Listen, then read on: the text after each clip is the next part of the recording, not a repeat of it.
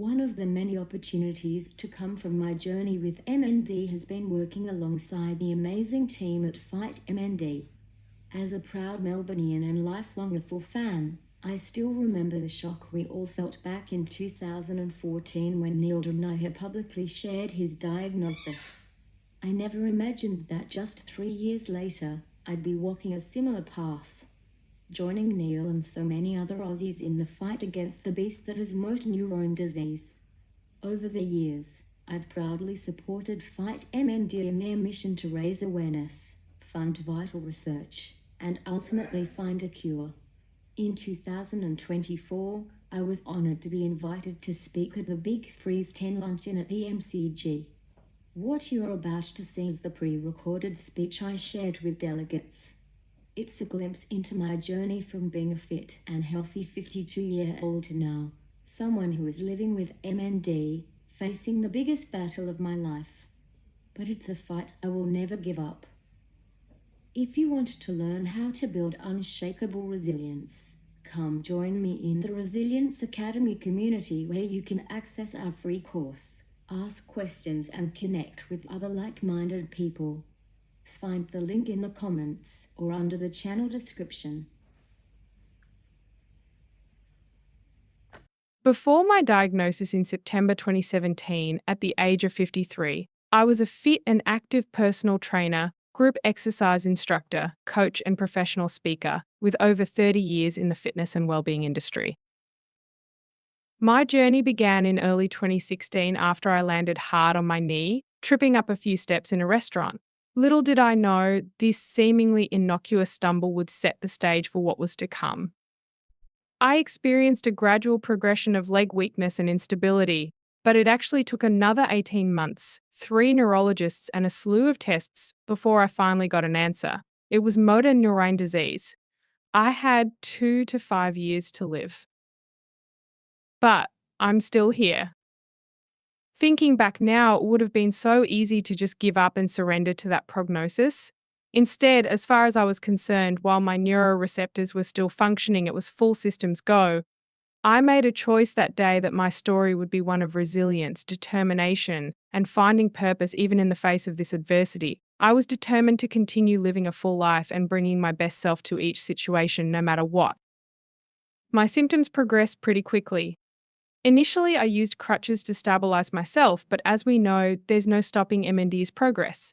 After years of taking anywhere from 7 to 12 group fitness classes a week, I finally led my last bike class in March 2018. By the middle of that same year, I became fully reliant on my wheelchair, and my husband Steve became my full-time carer while juggling his business to keep it afloat. The toll on Steve and I, both financially and emotionally, has been devastating. Next to go was my voice, but that hasn't slowed me down one bit. I now use eye gaze technology and text-to-speech AI voice generation software to communicate, and as you can see, I've even managed to get back on stage, just not quite the same way as I used to. These days, it takes a lot to keep me going. I depend on a team of more than 15 carers around the clock to do everything for me, from the simplest of daily tasks like feeding me every meal, helping me with phone calls and texts, and taking me to appointments like hair and nails. Then there's the rehab, speech pathology, physio, remedial massage, head, neck and jaw specialist, chiropractor, podiatrist. All this in an attempt for me to retain basic normal functions like chewing and swallowing. It's exhausting. I can honestly say the erosion of my independence has been my biggest challenge. With 2 carers around the clock, personal privacy is now non-existent, other than a few moments each day on the toilet. Seriously, I can't even fart in peace. But I am here today because I refuse to let MND limit my aspirations. I am eternally grateful to my team of carers. I would honestly be lost without their tireless support and dedication. They have allowed me to accomplish more than I ever thought possible on this journey. I have also been incredibly fortunate to have the support of my wonderful friends and family. I can only imagine how difficult it has been to witness me go from a once fit and healthy woman to what you see today. But while a cure for MND may not be within reach during my lifetime, I am determined to live and do everything possible to have a wonderful life. I still manage to slip in a fun run here and there, like the City to Surf Sydney and the Jetty to Jetty Brisbane. I even attend the Filex Fitness Conference each year, the only one in a wheelchair.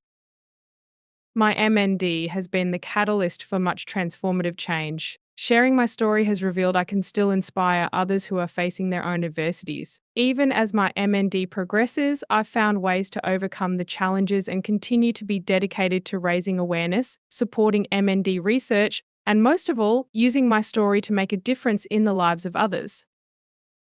One of the goals I set for myself back in 2020 was to write a book about my experience facing the adversity of MND in an effort to help others. At a time when I had lost the ability to write or even speak, this goal felt almost too audacious. But 4 years on, I have been delighted to see my memoir, Finding Awesomeness Through Adversity, finally go to print. And with that came the incredible opportunity for me to donate 10% of the net proceeds from its sale to Fight MND. I am forever grateful to this amazing organisation, the researchers, the celebrities, the volunteers, and of course, every single donor for your tireless efforts and incredible generosity in the battle against motor neurone disease.